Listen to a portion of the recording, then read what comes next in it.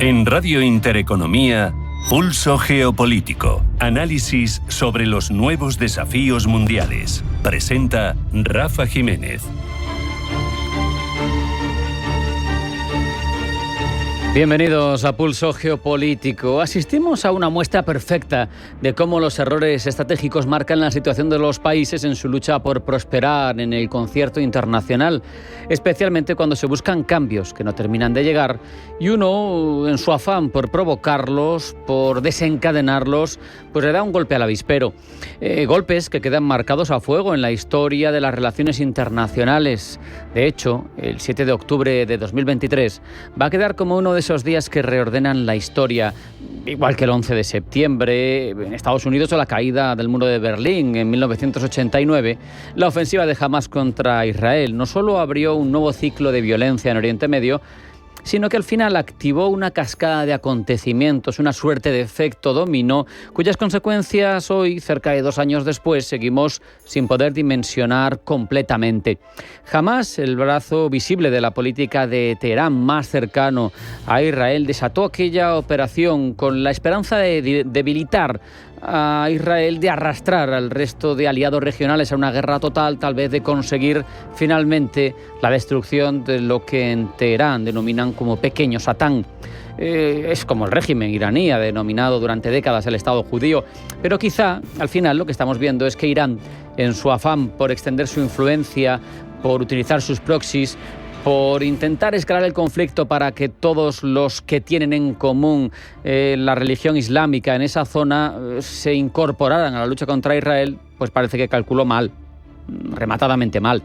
Porque lo que la geopolítica nos enseña una y otra vez es que los movimientos estratégicos basados en maximalismos ideológicos no siempre desembocan en lo que uno había previsto. Irán creyó que la contundente respuesta militar de Israel, la que iba a seguir a los sucesos del 7 de octubre, iba a generar un efecto de cohesión en todo el mundo islámico que movilizaría a las calles árabes, a los aliados naturales contra un enemigo unificado que era Israel. Pensó que Hezbollah respondería con todo su arsenal desde Líbano, que Siria todavía en ese régimen de Al-Assad se convertiría en un escenario de presión constante, que Yemen y las milicias proiraníes de Irak harían lo propio, incluso que otros países sunitas, viendo la situación, la gravedad de la respuesta israelí, se unirían a ellos. Pero al final la historia rara vez responde a nuestros planteamientos y al final evoluciona de una manera caprichosa, evoluciona como lo que es un combo de diferentes variables que no es fácilmente previsible. Y casi 2 años después el mapa de poder que Irán pretendía fortalecer se ha desmoronado a su alrededor. Hamás, lo sabemos, está devastada. La organización que creyó poder cambiar el rumbo de la región con su audaz ataque está todavía permaneciendo muy mermada dentro de una Gaza arrasada. Hezbollah, otro gran peón iraní, está descabezado. Nasrallah, muerto desde hace tiempo. Su influencia, siendo todavía una milicia relevante, pues ahora mismo está paralizada. Siria, donde Teherán creía tener una base de operaciones segura, que era a través de la cual surtía al resto de proxies, pues ahora mismo tiene en su centro de poder a un islamista antiguo Al-Qaeda. Por lo tanto, tampoco se puede decir que ya le sea de la misma utilidad que era el régimen de Al-Assad. El famoso anillo de fuego que Irán diseñó para acercar a Israel ha sido completamente debilitado, si no desmantelado. Y al final ha dado lugar a lo previsible, la siguiente etapa, a los ataques directos sobre territorio iraní. Tradicionalmente Israel prefirió operar evitando la confrontación directa con Irán, pero ya no mantiene ese límite, lo sabemos. Desde el 12 de junio, bombardeos israelíes en territorio iraní descabezaron la cúpula de su ejército. La respuesta iraní, a pesar de la cúpula de hierro, también ha golpeado a Israel, pero el hecho es que la contundencia de los ataques israelíes siempre ha sido mayores, pero además, si sumamos esa contundencia con la coordinación con Washington y esos ataques con lo B-2 y con la Bunker Buster, esa bomba que penetra hasta 60 metros en el subsuelo, pues es la puntilla para el régimen iraní y para sus capacidades de actuación. El liderazgo iraní, por lo que se ve, sobreestimó sus cartas. Creyeron que podían seguir enriqueciendo uranio hasta el umbral armamentístico mientras discutían las medidas de condiciones del acuerdo nuclear con Estados Unidos, pero al final Teherán, creyendo que tenía a Israel cercado, en realidad lo que estaba era cercado por la propia Israel, que con actividades internas del Mossad fue capaz de dar en puntos clave. En cualquier caso, es evidente que el conflicto no ha terminado ni mucho menos, pero que su capacidad de responder, que ya lo han dicho, van a hacerlo de forma eficaz, es bastante limitada. Pero a la vez tampoco puede permitirse no responder, porque incluso en clave interna, aunque esté debilitado, sería una humillación demasiado grande. Incluso debilitado, además hay que reconocerlo, Irán conserva opciones de represalias, de ataque con misiles, incluso sus proxies que siguen en marcha, como los hutíes, todo lo que pueda enturbiar y entorpecer, aunque esto también sería una posibilidad de pegarse un tiro en el pie, de bloquear el estrecho de Hormuz con sus principales clientes, ya sabemos, los chinos comprando el petróleo iraní, tampoco sería fácil, o incluso seguir intentando construir la bomba nuclear o utilizar bombas sucias, porque al final uranio tienen. Hay muchas variables que están sobre la mesa, pero lo que ha quedado claro después de todo esto y después de los ataques coordinados entre Israel y Estados Unidos, ataques al corazón del programa nuclear iraní, es que la retórica agresiva no siempre se sostiene sobre una realidad militar o diplomática viable. Esa retórica, como digo, es maximalista, viene de líderes beligerantes, pero rara vez resiste la prueba de la realidad. Pasó con Irak y Saddam Hussein, pasó con Estados Unidos en su incursión en Afganistán. 20 años después y miles de millones de dólares después, tuvo que marcharse con el rabo entre las piernas, dejando en el poder a los mismos a los que había ido a quitar. Pero al final el hecho es que los que terminan pagando son los ciudadanos de a pie, los que mueren bajo los bombardeos, los que sufren la escasez que provocan las sanciones, los que ven los hospitales bombardeados o colapsados, las escuelas cerradas, las expectativas derruidas, son los ciudadanos. Los líderes juegan, pero los pueblos son los que pierden. Este tiene que ser el recordatorio permanente cada vez que los tambores de guerra empiecen a sonar. Mientras los poderosos hacen cálculo desde el despacho, los débiles terminan pagando la factura.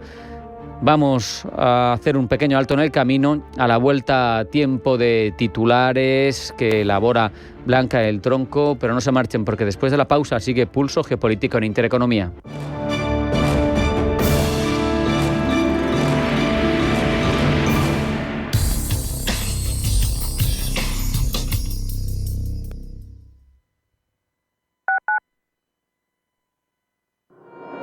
La comarca de Las Vegas y Alcarria madrileña, tierras de bodegas e historia. Descúbrelas a través de sus paisajes únicos, rutas y valles bañados por ríos, bodegas y patrimonio. Enclaves rurales, desconocidos de nuestra región, con museos únicos como Casa Cueva en Tielmes, el Museo de la Molinería en Morata de Tajuña o el Museo Etnográfico La Posada en Chinchón. Y si buscas entornos naturales, la comarca de Las Vegas y Alcarria te ofrece rutas como los Cortados en Titulcia, la senda ecológica del Tajo en Villamanrique de Tajo o visitas a las huertas de Fuentidueña de Tajo o Carabaña. Madden Rural, el Madrid que no te esperas. Geopolítica, mercados, bancos centrales. Los temas más candentes que impactan en la economía mundial están en Visión Global. Cada tarde de lunes a viernes a las 7 con Marta Isern. Visión Global. Marcamos la diferencia. Radio Intereconomía.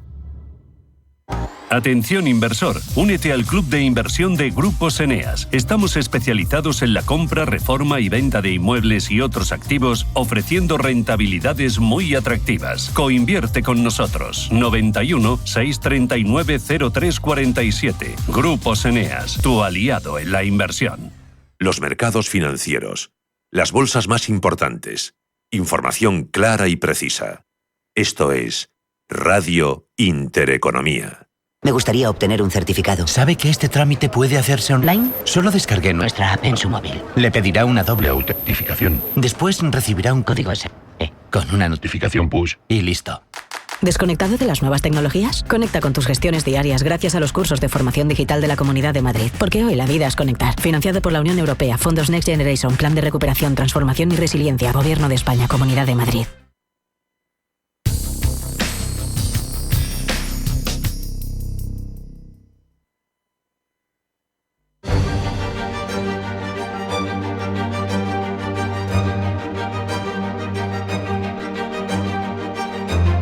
En Radio Intereconomía, Pulso Geopolítico. Presenta Rafa Jiménez. Comenzamos el repaso de la información más relevante del ámbito geopolítico con los titulares que elabora Blanca del Tronco. Blanca, bienvenida, buenas tardes. Buenas tardes. Se intensifican las tensiones entre Estados Unidos e Irán. Tensiones tras el ataque estadounidense contra instalaciones nucleares en suelo iraní con el temor a represalias. Washington intenta además determinar si los bombardeos han acabado o no con las ambiciones nucleares de Teherán. Vladimir Putin recibe en Moscú al ministro de Exteriores iraní. Teherán espera que Moscú actúe basándose en el acuerdo de asociación estratégica que ambos países mantienen. Desde el Ministerio de Asuntos Exteriores iraní aseguran además que Teherán está en contacto con varios países y subrayan que un ataque a Irán es un ataque a las Naciones Unidas y al derecho internacional. Los ministros de Exteriores de la Unión Europea se reúnen en Bruselas para analizar la situación de Oriente Medio. A su llegada, la jefa de la diplomacia comunitaria, Kaja Kallas, ha hecho un llamamiento al diálogo y ha mostrado su preocupación por un posible cierre del estrecho de Hormuz. Los ministros están muy centrados en la solución diplomática y también les preocupan las represalias y la escalada de la guerra. Están preocupados especialmente por el cierre del estrecho de Hormuz por parte de Irán, algo, dice Kaja Kallas, que sería extremadamente peligroso y no beneficiaría a nadie. Y continúan los ataques cruzados entre Irán e Israel. Irán ha vuelto a atacar a Israel una ofensiva con misiles que han hecho sonar las sirenas en todo el país. Han sido alrededor de 15 misiles lanzados en 4 oleadas, de los cuales 7 han impactado en Israel sin que por el momento se reporten heridos. El ejército niega que el sistema de defensa aérea esté fallando y pide a la población que se mantenga en sus refugios. Por su parte, Israel ha bombardeado lanzaderas y almacenes de misiles en Kermasat, ciudad iraní a 80 kilómetros de la frontera con Irak. Mark Rutte ofrece esta tarde una rueda de prensa previa a la cumbre de la OTAN. Cumbre de líderes de la Alianza Atlántica que acoge La Haya mañana y el miércoles, en la que se fijará el nuevo objetivo del 5% del PIB en gasto militar con el que hacer frente a Rusia y a otras amenazas. España ha logrado flexibilidad para gastar menos. José Manuel Álvarez, ministro de Exteriores. España siempre ha considerado que no es sobre porcentajes, sobre lo que debe de pivotar el debate, sino sobre capacidades. Y España puede alcanzar las capacidades marcadas por la Alianza con un 2,1% de gasto máximo en defensa, y eso ha sido reconocido y aceptado por la Alianza Atlántica. Por lo tanto, España es un socio fiable, absolutamente indispensable de la Alianza, que alcanzará sus capacidades con ese porcentaje de gasto militar. Precisamente Rusia continúa atacando Kiev. Al menos 7 personas han muerto la pasada madrugada en la capital ucraniana y sus alrededores en un nuevo ataque en el que Rusia ha empleado 3 centenares de drones y misiles. Emmanuel Macron visita Noruega. Allí se reúne con el primer ministro noruego, con quien abordará la seguridad en los países nórdicos y el Ártico, y participar en una mesa redonda sobre los retos de la descarbonización industrial en presencia de empresas francesas y noruegas.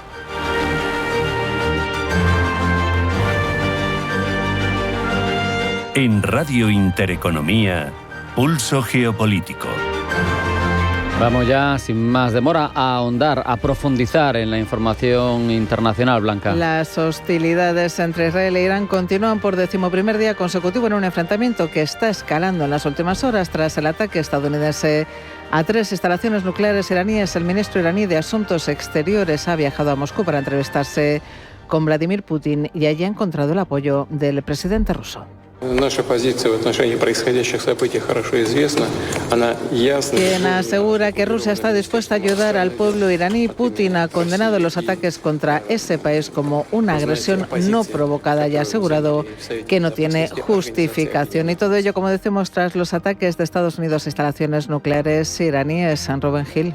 El mundo contiene el aliento tras el ataque estadounidense a 3 instalaciones nucleares iraníes en una operación bautizada como Martillo de Medianoche. En ella participaron bombarderos furtivos B-2 Spirit y submarinos al mando de misiles Tomahawk. Se lanzaron 75 armas de precisión, entre las que destacan 14 bombas antibúnker GBU-57 de 13 toneladas cada una, diseñadas para penetrar estructuras subterráneas fuertes. Armas, dice Donald Trump, que son las mejores del mundo. Es algo de lo que la gente habla. Somos los únicos que tenemos la capacidad de hacerlo, pero eso no significa que vaya a hacerlo. Sí, tenemos el mejor equipo militar del mundo, lo ves con esta lucha. Tenemos aviones que son indetectables volando alrededor, como nadie es capaz de verlos sigilosamente. ¿Ustedes quieren ser sigilosos esta noche? Puedes ser sigiloso y nunca perder.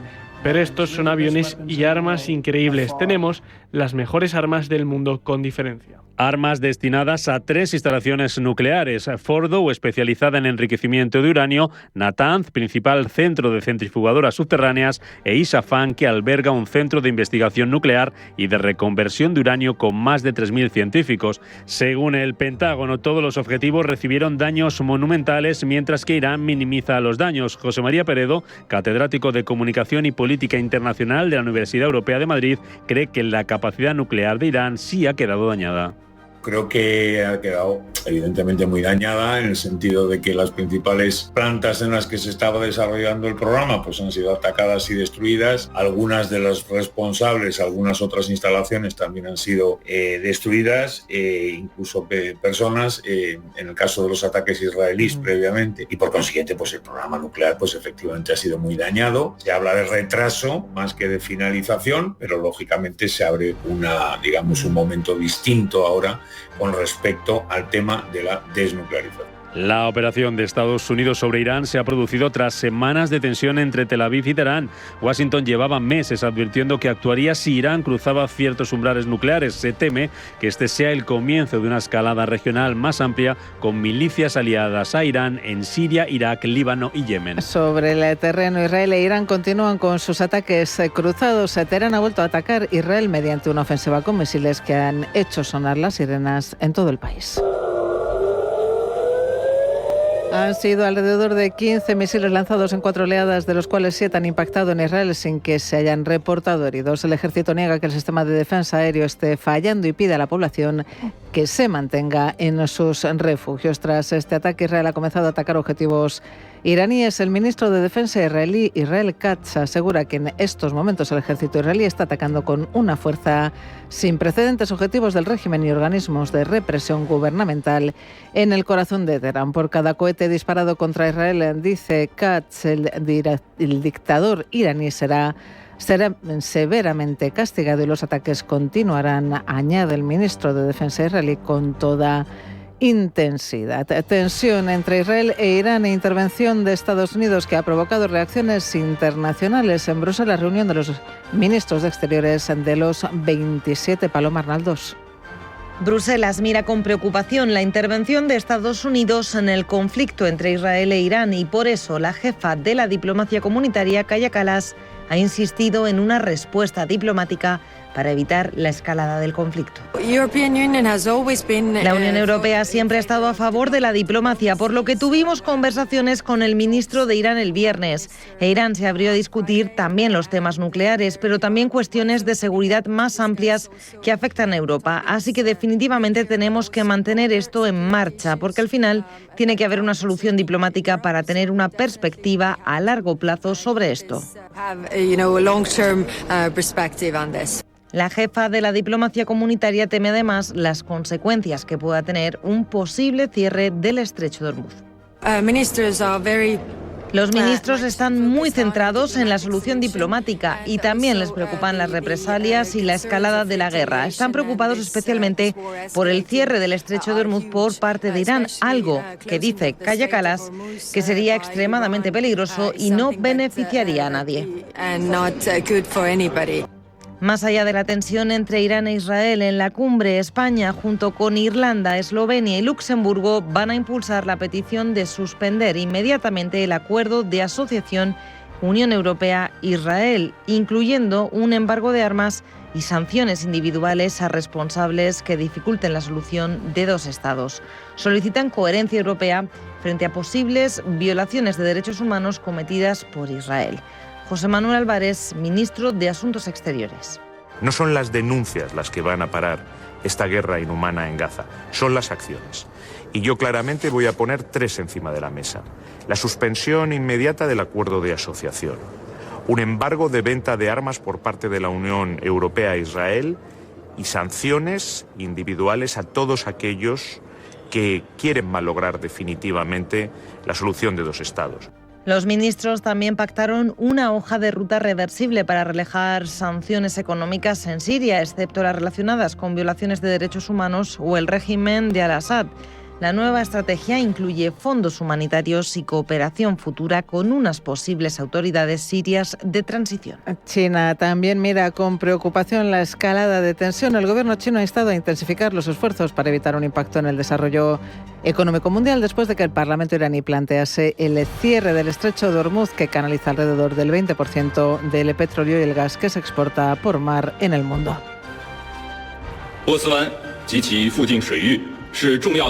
El portavoz del Ministerio de Asuntos Exteriores chino asegura que el estrecho de Hormuz es un canal importante para el comercio internacional de bienes y energía. Mantener la seguridad y la estabilidad en esta región, dice, está en el interés común de la comunidad internacional. Por eso, añade el portavoz, China hace un llamamiento a la comunidad internacional para redoblar esfuerzos para promover la desescalada del conflicto y evitar que la situación regional se desestabilice. Esto podría tener, dice el portavoz del Ministerio de Asuntos Exteriores chino, impacto en el desarrollo económico global. El cierre del estrecho de Hormuz tendría consecuencias, como vemos, económicas, geopolíticas y energéticas de gran alcance. Gemma González.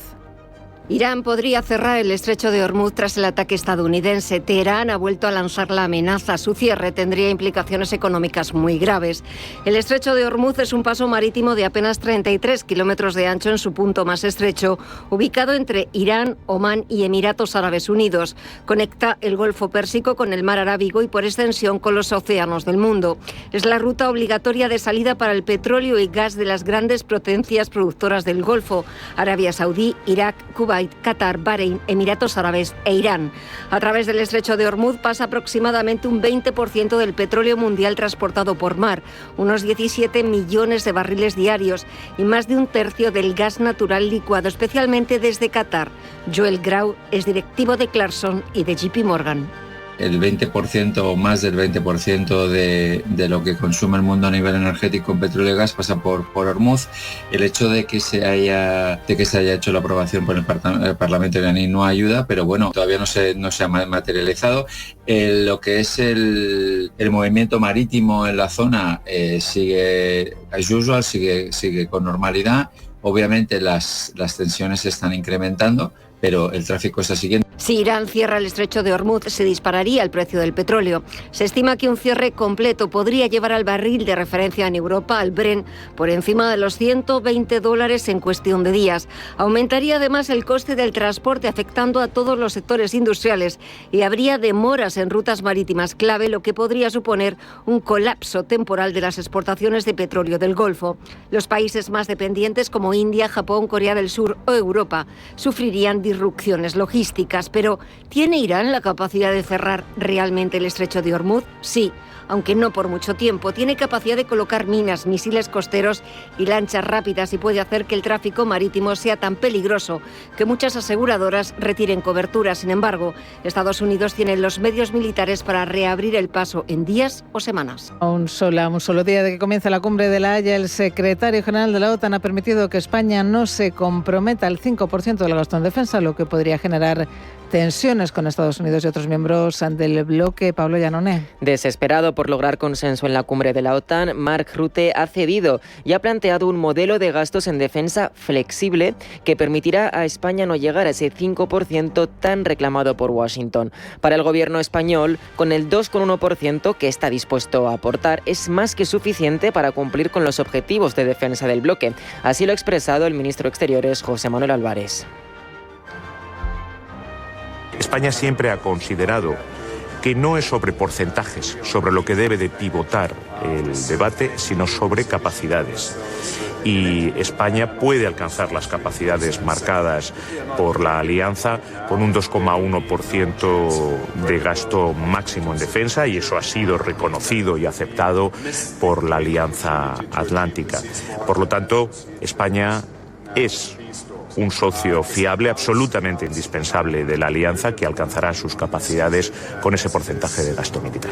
Cuando habla de capacidades, Álvarez hace referencia a los objetivos de defensa que los ministros de Exteriores de la Alianza sellaron el 6 de junio. En este momento acordaron que cada país debía aumentar el gasto en determinadas áreas, como la naval, la aérea o la terrestre. De este modo, esbozaron la hoja de ruta que debían seguir para la inversión del gasto en defensa. Pues bien, España está dispuesta a cumplir con estos objetivos de inversión con el material del cual ya dispone, que parece ser suficiente y que no requiere el aumento del gasto al 5%.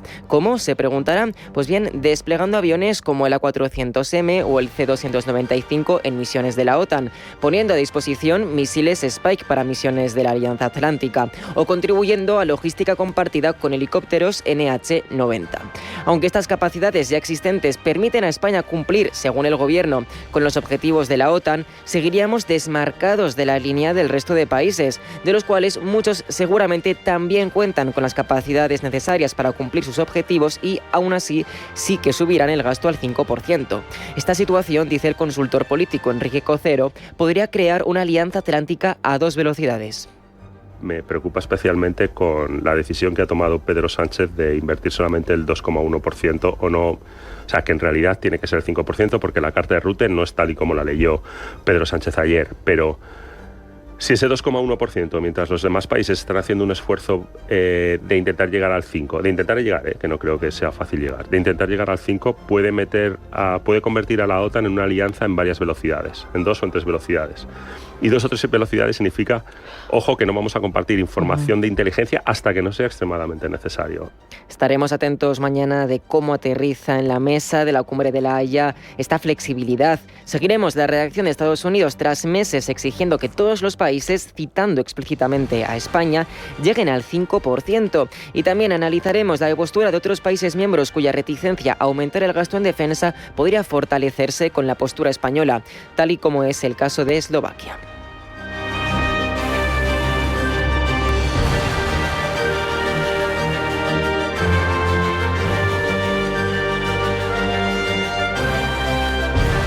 En Radio Intereconomía, Pulso Geopolítico.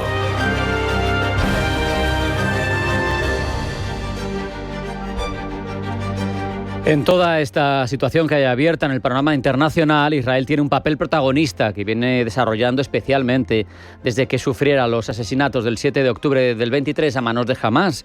La última etapa, hasta ahora, de su respuesta eran los intercambios de ataques con Irán, siempre con la mira puesta, según el gobierno israelí, en evitar que Irán tenga el arma nuclear. Ahora, con la intervención de Estados Unidos atacando esas instalaciones iraníes, se sigue avanzando en ese propósito. Pero queremos preguntar sobre la situación en este momento y saber de primera mano, por eso hablamos ya con Tal Itzhakov, que es portavoz de la Embajada de Israel en España. Tal, bienvenida, buenas tardes.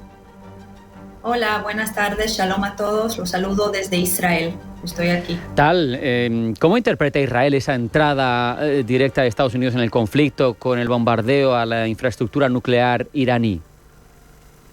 Bueno, obviamente lo vemos de manera muy positiva y agradecemos mucho al gobierno de Estados Unidos por tomar esa decisión. Creo que entendemos que la amenaza de Irán no es nada más una amenaza existencial para Israel, sino para el mundo entero, obviamente Europa, Estados Unidos. Hemos visto a lo largo de los años cómo realmente Irán considera a Estados Unidos el Satanás grande, ¿no? Uh-huh. Y a Israel el Satanás pequeño, y hace falta entender que se trata realmente de una amenaza muy inminente, muy real, que va en dos líneas, yo diría, diferentes. Por otro lado, Irán está colocando sus proxies, sus satélites, que eso lo sabemos muy bien, Hamás, Hezbollah, Hutíes, ¿no?, de manera indirecta. Y por otro lado, estamos viendo las amenazas directas. A nivel de misiles, lo que está haciendo ahora Irán es poder realmente ampliar sus misiles sofisticados para llegar a una cantidad de 3.000 al año, que obviamente es una amenaza que ningún país puede tolerar. Uh-huh. Y por otro lado, la amenaza nuclear, que tenemos aquí un tema muy serio que estamos advirtiendo, claro, y hablando durante años, pero en esa última época hemos visto cómo se cruzaron muchas líneas rojas. De hecho, Irán ha podido enriquecer, tiene cantidad ya para 9 bombas, que 3 de ellas fueron nada más, el material para esas 3, nada más en los últimos 3 meses. Así que entendemos que teníamos que actuar en el minuto realmente, yo diría 90, 91, porque no teníamos de otra en contra de ese peligro inmediato. Y también lo entiende Estados Unidos, obviamente. Con este último ataque de Estados Unidos, ¿Israel piensa que Irán todavía tiene capacidad real de desarrollar un arma nuclear a corto plazo o se ha retrasado significativamente o impedido definitivamente? Bueno, no hay duda que lo hemos logrado atrasar. Todavía existen objetivos militares que tenemos que ocupar y en eso estamos, pero no hay ninguna duda que con este apoyo y ese ataque de Estados Unidos hemos logrado mejorar nuestra postura y vamos a seguir haciendo todo lo posible para poder borrar esa amenaza a nivel militar que representa Irán. Y también es importante decir en ese contexto de Estados Unidos, Israel, Irán, que se hizo todo eso después de realmente un intento verdadero de negociación. También Israel esperó para ver cómo continúan las negociaciones. Estados Unidos ha dado la oportunidad de eso, pero lo que hemos visto que Irán está haciendo es justo al revés. O sea, ha utilizado ese tiempo para ganar tiempo y avanzar aún más, acelerar el programa nuclear. Sabemos que lo estuvo haciendo desde el 8 de octubre, después del ataque a Israel de 2023, pero más en esos últimos meses. Ahora, Israel supongo que espera una respuesta de Teherán. No sé qué panorama se contempla, porque es evidente que Teherán está más debilitado que nunca. La acción de Israel ha terminado con los proxies, Hamas, Hezbollah, Siria ya no está al-Assad. Entonces, ¿qué esperamos de respuesta iraní? Bueno, en los últimos días lo que estuvo haciendo Irán realmente constantemente es atacar objetivos civiles en Israel. Puedo decir, ¿no? Dar el testimonio de primera mano. Vivo aquí en el norte, en la ciudad de Afula. Nada más esta mañana estuvimos corriendo hacia el refugio 3 veces. Estuve encerrada ahí y escuchamos las intercepciones en el aire y muchas veces estamos escuchando las caídas también. Y bueno, lo que Irán está haciendo simplemente es atacar ciudadanía en Israel. Lo hemos visto en el caso del hospital. Ellos claramente dicen que hubo una base militar, pero nos queda claro que es un hospital y que supieron a qué están atacando. Y también cabe mencionar, al final, nuestro Maguen David Adom, que digamos es el SAMUR, ¿no? Los servicios inmediatos de emergencia atiendan a todos en Israel, desde el norte hasta el sur. Hay muchísimo daño a nivel doméstico. Yo conozco gente que nada más cuando cayó el misil hasta 1 kilómetro dentro de su casa, o 700 metros, algo así, aún así afectó muchísimo a su piso, por un lado. Por otro lado, hemos visto muchos daños también civiles, mucha gente que están perdiendo su casa. Realmente a nivel de daño está siendo dirigido a todo el país, desde el norte hasta el sur, y lo estamos viviendo. Y al final, o sea, Irán está disparando en contra de toda la población en Israel, que eso implica judíos, cristianos, musulmanes y muchos otros. Obviamente que el terrorismo no distingue entre religión y etnicidad. A día de hoy, ¿cuál es el objetivo estratégico de Israel en el conflicto? ¿Solo destruir las capacidades nucleares de Irán o provocar un cambio de régimen? Bueno, cambio de régimen definitivamente no es uno de los objetivos, digamos, ¿no? Del gabinete de guerra o de Israel en general. La idea de nosotros es poder eliminar la amenaza inmediata sobre Israel, como he mencionado, tanto la parte nuclear como la parte de misiles, que lo vemos desarrollando muy fuerte. A ver, como consecuencia, ya son cosas que el pueblo iraní, ¿no?, va a poder tomar sus decisiones y hacer lo que consideran, pero definitivamente no se trata de podría ser una consecuencia, no sé decir, sí, pero no es un objetivo de Israel. Lo que puedo decir es que de verdad del alma deseo momentos de paz en Oriente Próximo y con todos de hecho, Israel e Irán tenían muy buenos contactos hasta 1979. Vuelos directos de El Al, de nuestra compañía de vuelo, fueron hacia allá, viceversa. Yo puedo decir sobre mí misma que yo provengo de antecedentes, o sea, mis abuelos del lado de mi papá son persas. Ajá. Así que no hay algo más que yo deseo a mí misma que poder visitar a Irán, pero desafortunadamente con un régimen como este, que está diciendo en voz clara que quiere borrar a Israel del mapa, a veces todo lo que hay que hacer es escuchar. Porque cuando esos líderes dicen sus intenciones claramente, hay que creerlos. Y con la experiencia del 7 de octubre y otras cosas que estamos viviendo desde entonces, entendemos que tenemos que escuchar y tomar las medidas. Para terminar, ¿Israel sigue viendo viable algún tipo de solución diplomática a largo plazo? ¿Considera imposible un entendimiento con el régimen iraní, por un lado, y por otro, hasta qué punto Israel considera la posibilidad de que el conflicto sea prolongado y que tenga que tener a su población, como tú nos contabas, corriendo a los refugios durante mucho tiempo, cada 2 por 3? Claro, siempre nuestro objetivo va a ser buscar maneras de paz y negociación y sentar a la mesa de la negociación. Pero en el caso de Irán hemos visto, y lo estamos viendo a lo largo de los años, ¿no?, porque se trata de algo que continúa, no es algo que surgió de repente, que Irán no realmente tiene un interés viable de negociar. Dicen que sus armas nucleares es para objetivos no de paz, civiles, pero también de acuerdo a reportes internacionales muestran claramente que nivel de enriquecimiento de 60% no va a la mano con objetivos civiles.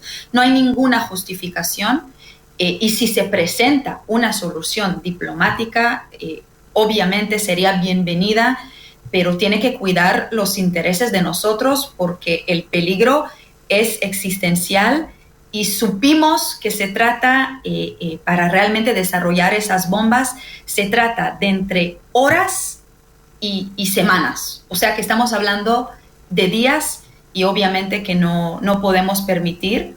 Y ahora lo sucedido nadie lo quiere, lo estamos viviendo de manera muy expandida de todo el país. De hecho, también quiero aprovechar para expresar la solidaridad con funcionarios de la Embajada de España en Israel, que también sus casas fueron afectadas por misiles balísticos de Irán. Así que nadie lo quiere, ni israelíes, ni españoles, ni ningún ciudadano en este mundo, pero entendemos que estamos luchando por nuestra existencia y como dice Irán, es suficiente para un Estado como Israel, es suficiente una bomba. Así que siempre las vías de la paz y negociación serían bienvenidas, pero tenemos que asegurar que estamos cumpliendo con los objetivos militares de esos próximos días, con la esperanza que no dure mucho tiempo porque no tenemos ningún interés para estar en guerra. Con esa reflexión nos vamos a marchar. Tal Isakov, portavoz de la Embajada de Israel en España, ha sido muy amable atendiéndonos desde allí. Un abrazo y hasta la próxima. Igualmente, muchas gracias. Un abrazo desde Israel.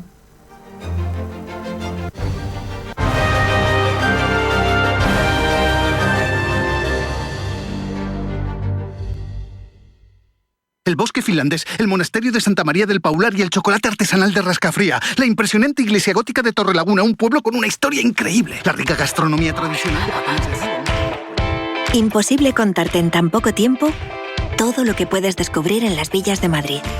El mejor estilo de vida del mundo. Comunidad de Madrid. Bontobel Asset Management. calidad suiza con el objetivo de obtener rendimientos superiores a largo plazo. En Bontobel Asset Management siempre estamos a la vanguardia de las inversiones activas en bonos y acciones. Para más información, entre en nuestra página web bontobel.com/am. Bontobel Asset Management, su especialista global en fondos de inversión. Con casi 800 años de historia, la Universidad de Valladolid ha formado a miles de personas. Hoy sigue mirando al futuro. Más de 70 grados y dobles grados. Visión internacional. Formación integral de las personas. Un lugar donde descubrir quién eres. Y llegar a ser quien quieres ser. Universidad de Valladolid. Lo que somos. Lo que serás. uva.es. Si eres emprendedor, empresario, autónomo, dueño de un negocio o una pyme, este es tu sitio. Negocios de carne y hueso. Cada jueves a la 1 de la tarde en Radio Intereconomía con Mariló Sánchez Fuentes. En Radio Intereconomía, Pulso Geopolítico. Presenta Rafa Jiménez. Queremos ya ahondar en ese panorama geopolítico que se abre a partir de ahora en toda esa zona. Lo hacemos con Amin Lejarza de Bilbao, analista internacional. Amin, bienvenido, buenas tardes. Muy buenas tardes, Rafa, un placer. Amin, tras verse involucrado Estados Unidos con esos ataques, con los bunker duster, ¿qué represalias cabe esperar de Irán? ¿Existe riesgo real de que se cierre Hormuz? ¿Tiene capacidad para sostener todo esto de forma mantenida en el tiempo un Irán que parece débil?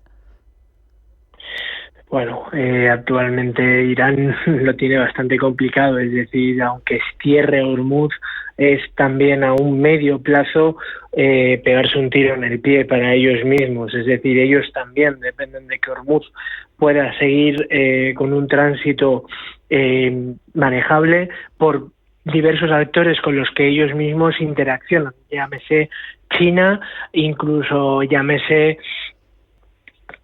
países de Occidente con los cuales todavía siguen manteniendo negocios, aunque sea un país ampliamente sancionado. Uh-huh. Me interesa entender qué tipo de respuesta pueden dar potencias como Rusia, como China, como aliados de Irán, y también incluso el entorno más amplio, porque Pakistán ya se mostró favorable hacia Irán, a pesar de que tengan sus discrepancias islámicas, que no vamos a entrar en ellas, pero Turquía, India, países que son clientes, que tienen alguna sintonía con Irán. Una vez Estados Unidos da ese paso, ¿qué pueden hacer? ¿Qué respuesta pueden dar esos otros colectivos?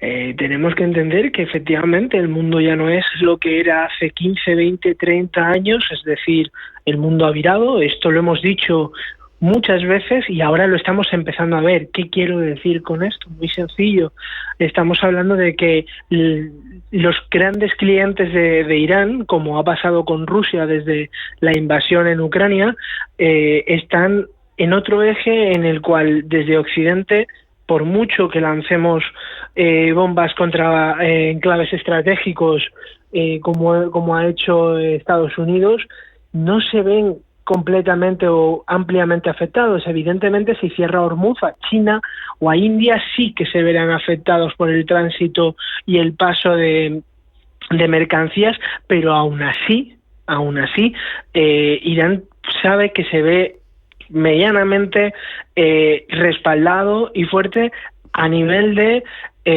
la imagen internacional, o sea, del amparo internacional frente a colectivos como ya sea tener en los BRICS un lugar donde resguardarse. Propiamente Naciones Unidas no ha estado de acuerdo con la acción que ha tomado Estados Unidos, es decir, Irán sabe que no tienen ningún problema de imagen pública y eso es lo que más les importa, por un lado, al régimen de los ayatolá en el corto plazo, es decir, en el plazo de poder respaldar una imagen y proyectar una imagen al exterior y a su población, que es lo que más le interesa mantener, porque esta situación tampoco se puede dilatar mucho tiempo de cara a que se puedan propagar incluso se pudiese hablar, dicen, algún tipo de levantamiento o disidencias dentro del propio país, ya que los ayatolá jugando a este juego de estar siempre como outsiders de Oriente Medio en cuanto a no poder comerciar ni colaborar con nadie, han tenido a su población bastante remilgada en cuanto a no encontrarse lo diré, perdón. No te preocupes. Si no te sale, pasamos de pregunta, que no nos atascamos, que el tiempo vuela. Mira, te iba a preguntar. No. Sí. Perdona.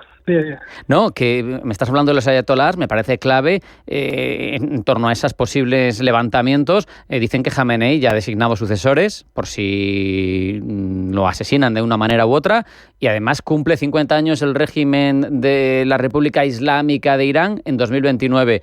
Es un cóctel verdaderamente complejo, ¿no?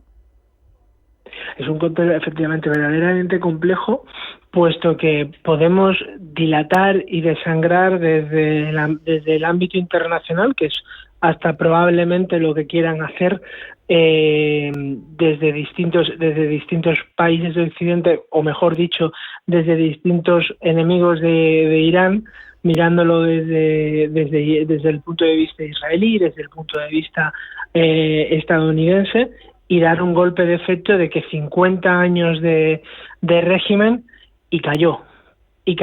Aunque, decir, parecía que eso iba a pasar también con Bashar al-Assad, y aguantaron, y los al-Assad aguantaron 54. Las fechas clave, las fechas icónicas, parece que siempre son las bonitas para poder ponerle fin a un régimen, pero en este caso lo que nos viene a decir la historia es que si no, veremos a ver si encuentra Estados Unidos o Israel el punto, el momento, ahora atacará sin ningún tipo de miedo. El problema es la imagen que está teniendo Israel ante toda la comunidad, ante toda la umma, ante toda la comunidad musulmana. No está sabiendo mantener a sus amigos, y hablo de esto en los pactos de Abraham, en todo lo que se consiguió tras la primera legislatura de Donald Trump, etcétera, etcétera. Eso está debilitando la imagen y el posicionamiento de Israel en toda la comunidad islámica. Ese es el gran problema, y eso es lo que puede aguantar y hacer aguantar a Irán en todo este conflicto. Pues mira, con esa reflexión nos vamos a quedar. Te agradezco mucho que nos hayas atendido en esta jornada de reacciones ante lo que ha sucedido el fin de semana. Amin Lejarza de Bilbao, analista internacional. Muchas gracias. Un abrazo. Hasta la próxima. Muchas gracias. Hasta la próxima. En Radio Intereconomía, Pulso Geopolítico. Cambiamos de asunto porque en esta compleja coyuntura que hay en el panorama internacional, Israel, hemos visto, tiene un papel protagonista, pero otros quieren tener ese papel protagonista y quizá no saben cómo tenerlo, ¿no? Hablamos de la Unión Europea, de su peso en el ámbito internacional. Queremos preguntarnos por qué tiene menos peso que otros, cómo mejorarlo, o algo de sus retos institucionales para no terminar siendo indiferentes. Un desafío que tratamos con Juan Jesús López Martínez, analista internacional. Juan Jesús, bienvenido, buenas tardes. Hola, muy buenas, encantado. ¿En qué posición real crees que se encuentra la Unión dentro de la coyuntura internacional en cuanto a influencia? Porque da la sensación de que es un papel secundario respecto de otros actores como Estados Unidos o China. Bueno, francamente es una posición que destaca por todo salvo por sencilla. Verdaderamente la Unión Europea tiene ante sí un reto que es de alguna manera intentar capitanear no ya los intereses de Occidente, sino el espíritu moral de estos, ¿de acuerdo? Occidente en general se encuentra en una situación problemática en la que el auge, una combinación de factores que realmente es compleja, pero en la que se incluye el auge de estos países que conocemos como el sur global, está suponiendo un reto que no estamos sabiendo gestionar bien, y también está alzando una serie de preguntas en cuanto a la coherencia de nuestra acción frente a nuestros valores, en cuanto a la capacidad que tenemos a nivel de herramientas e instrumentos, e incluso a nivel de lo que está ocurriendo por casa. Porque al final la Unión Europea, recordemos, no es un Estado, es un organismo supranacional que tiene ciertas características, ciertos componentes de Estado, sobre todo la dimensión económica y política, pero no disponemos, por ejemplo, de un ejército europeo, de unas capacidades militares reales en este sistema internacional.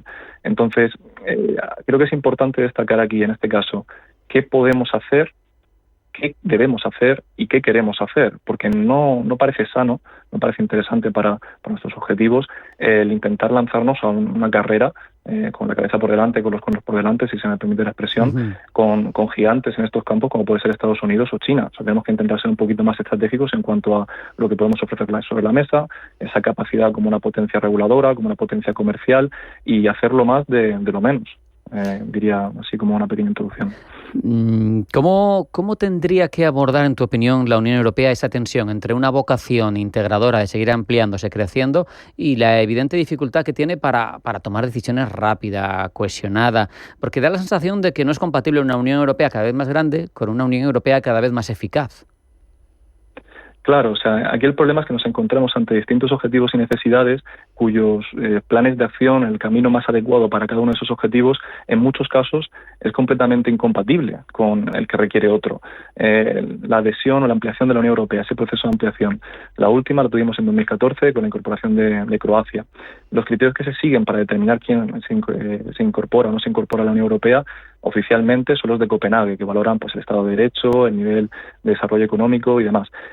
Indudablemente, ampliar a la Unión Europea, incrementar el número de miembros, va a dificultar la gobernanza, va a dificultar esa cuestión de la unanimidad que tanto debate ha suscitado de si pues es conveniente o no reformar los tratados para ver si paliamos el estancamiento de los procesos con ello, ¿no? Pero es que, por otro lado, nos encontramos en un contexto geopolítico e internacional en el que el espacio es un factor limitante. Y cuando el espacio se deja abierto, lo que ocurre es que otros actores llegan y lo cogen. Entonces, no tenemos que plantearnos solamente si debemos o no incorporar a otros actores estatales a la Unión Europea, sino qué ocurre si no lo hacemos. Actualmente tenemos cerca de 10 estados con el estatus de candidato, ¿no? Que potencialmente, bueno, Horizonte 2030 podrían pasar a formar parte de la Unión Europea. Muchos de ellos se encuentran en la Europa más oriental. Si la Unión Europea no facilita, pone de su parte y se muestra abierta con unos compromisos que, por otro lado, ya ha expresado en el pasado. O sea, aquí también tendríamos otro tema ahí de hasta qué punto nos presentamos como un socio fiable, ¿no? Cuando un día decimos A y el día siguiente decimos B. Pero dejando eso de lado, tenemos que plantearnos si no están con nosotros, hasta qué punto se van a mantener una posición de neutralidad o potencialmente pueden pasar a constituirse como estados satélites de otras potencias que traigan unos intereses contrarios al espíritu europeo. Y esto lo digo más de facto que de jure. Al final siempre el derecho internacional nos habla de la soberanía de los estados y la importancia de que cada cual sea capaz de tomar sus propias decisiones, ¿no? Aunque luego la realidad pues no siempre está de acuerdo con ello. Hablando de tomar decisiones, pues esa ampliación, las búsquedas de unanimidades, de consensos, son cada vez más complicadas. No sé, en tu opinión, si habría que cambiar los mecanismos y sobre todo cómo pueden afectar a todo esto en un momento en el que cada vez hay más opiniones diversas, los minilateralismos dentro de la Unión Europea, Visegrado, Weimar Plus, porque al final no sé si esto facilita que haya pequeños consensos y a partir de ahí articular iniciativas o todavía hace crecer más el galimatías. Pues es una pregunta excelente que se trata en numerosos informes de gente mucho más sabida que yo y con mucha más capacidad de acción que yo. Creo que hay poquitas personas que te puedan dar una respuesta a ello. Sí que te dan aquí mi opinión. El debate está caliente, ¿no? De si realmente los tratados nos dejan suficiente espacio con las herramientas que ofrecen a la Unión Europea, que por otro lado son las herramientas que los Estados miembros han decidido ceder en forma de competencias y soberanía, si es suficiente como un mecanismo de gobernanza completo para los retos que tenemos enfrente, o si por el contrario tenemos que ampliarlos. Eso es un tema que no tiene pinta de saber resolver pronto. Ahora, ¿qué ámbitos requieren de, por ejemplo, la cuestión de la unanimidad, que es uno de los motivos por los que abogan por este camino, defienden que hay que ampliar las capacidades de la Unión Europea? ¿Qué ámbitos se trabajan con la unanimidad? Pues se trabajan cosas tan importantes como el marco plurifinanciero, o sea, financiero plurianual, el cual es el instrumento principal de financiación de la Unión Europea. Si por lo que sea un actor en concreto estatal, un conjunto de actores estatales concretos, que en este caso pues tienen nombres y apellidos, porque adelantabas tú el tema de Visegrado, vamos a señalar aquí, ¿por qué no?, Hungría o Eslovaquia, que presentan gobiernos de calificaciones duras. Si deciden que quieren hacer política con ellos, siendo esto una necesidad intrínseca para la Unión Europea, el que se apruebe ese presupuesto, ¿qué herramientas tenemos para paliar esto, ¿no? Existen dos planteamientos, uno que, digamos, es la primera opción, que es la cuestión económica, el congelar fondos, el intentar, desde una una aproximación dura, pero todavía diplomática, ¿no? Intentar hacer política de ello y salir adelante con un acuerdo. Y luego tenemos un botón nuclear que no se ha utilizado nunca, pero que potencialmente podría llegar a utilizarse, que es el eliminar el derecho a voto de estos países, no eliminarlo, pero sí dejarlo fuera de acción, a través de un proceso complejo que requiere de unanimidad, quitando fuera el voto, por supuesto, del país que está siendo juzgado, y de una serie de cuestiones más bastante de tal, ¿no? Al final, soy partidario de intentar coger la generalidad a través de lo específico, analizar cada uno de los casos que tenemos, ver qué se podría haber hecho diferente, emitir un diagnóstico y en base a ese diagnóstico pues optar por una vía o por otra, pero siendo esto un debate tremendamente complejo que no creo que se vaya a solucionar con un sí o un no, ni hoy ni mañana. Juan Jesús, tenemos 2 minutos. Te hago 2 preguntas. Te pido una respuesta que quepa. La primera, ¿qué tiene que hacer la Unión Europea para incrementar, de forma general, su protagonismo en el orden internacional? En tu opinión, una receta. Una palabra, lo primero, madurar. Me parece que la Unión Europea se encuentra en un punto en el que la adolescencia se está yendo y la adultez está a la vuelta de la esquina. Tenemos que decidir quiénes somos, quiénes queremos ser y qué hay que hacer para conseguirlo. Tenemos una crisis de liderazgo a día de hoy. Cuando hablamos, nos guste más, nos guste menos, sea más interesante para nuestros objetivos o lo sea menos, cuando hablamos de Estados Unidos, todo el mundo sabe con quién hay que hablar. Cuando hablamos con la Unión Europea, no sabemos si le toca hoy a Meloni, si le toca hoy al presidente de la Comisión von der Leyen o si le toca a cualquier otro. Me parece que es muy importante que de forma conjunta, haciendo un ejercicio de introspección entre cada uno de los ciudadanos, pero por supuesto también a nivel institucional y a nivel estatal, que decidamos qué queremos hacer y que decidamos actuar de forma consistente con ella. Porque algo que nos ha hecho muchísimo daño son los dobles raseros en la percepción internacional. Al final no es solamente cuestión de ser bueno, sino también de parecerlo y mostrarse como un actor fiable en un contexto en el que cada vez hay más dudas. Aquí te pido más brevedad todavía, y esto es ficción, al final es elucubración lo que te pido. Así que, ¿cómo crees que va a ser, si seguimos como estamos ahora mismo, el encaje de la Unión Europea de aquí a 2050, por ejemplo? Bueno, quiero pensar que no vamos a seguir como seguimos hasta ahora, porque aunque la bola de cristal me falla, a mí y a cualquiera, no tenemos ahora mismo una serie de retos sobre la mesa que todavía en este preciso instante a día de hoy no hemos sido capaces de darle respuesta. La paradoja de la migración, fuente de inestabilidad y a la vez algo completamente necesario para el mantenimiento del Estado de Derecho y de su financiación, la cuestión de la seguridad, supeditada a Estados Unidos desde hace años y ahora más vigente que nunca con la cuestión de Rusia.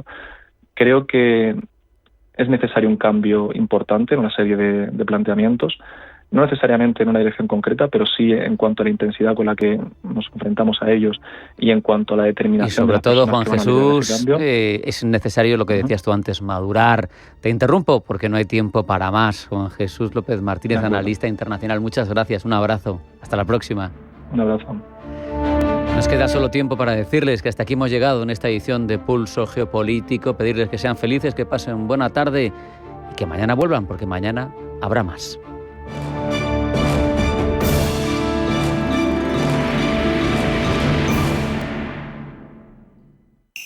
Anchoas Codesa, calidad, artesanía y dedicación definen nuestra serie limitada, elaborada con la mejor pesca del Cantábrico y hecha 100% en Cantabria. Garantizado. Encuéntralas en tu tienda especializada de confianza. Anchoas Codesa, maestros conserveros desde 1976. Anchoas Codesa, de la mar a la buena mesa.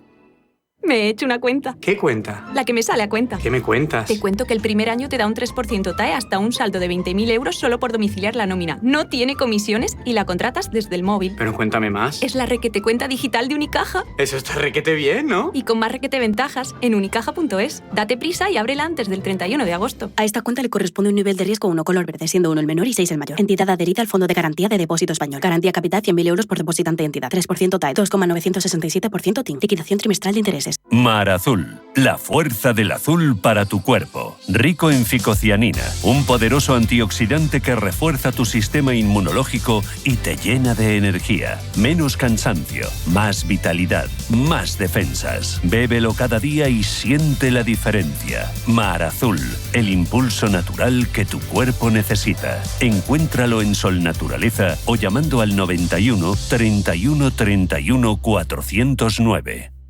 Las noches de lunes a jueves en Radio Intereconomía te convocamos a Disidencia Deportiva, un programa diferente, independiente, apasionante, disidente y deportivo. Disidencia Deportiva, de lunes a jueves a las 11 de la noche, tu tertulia de deportes en Radio Intereconomía.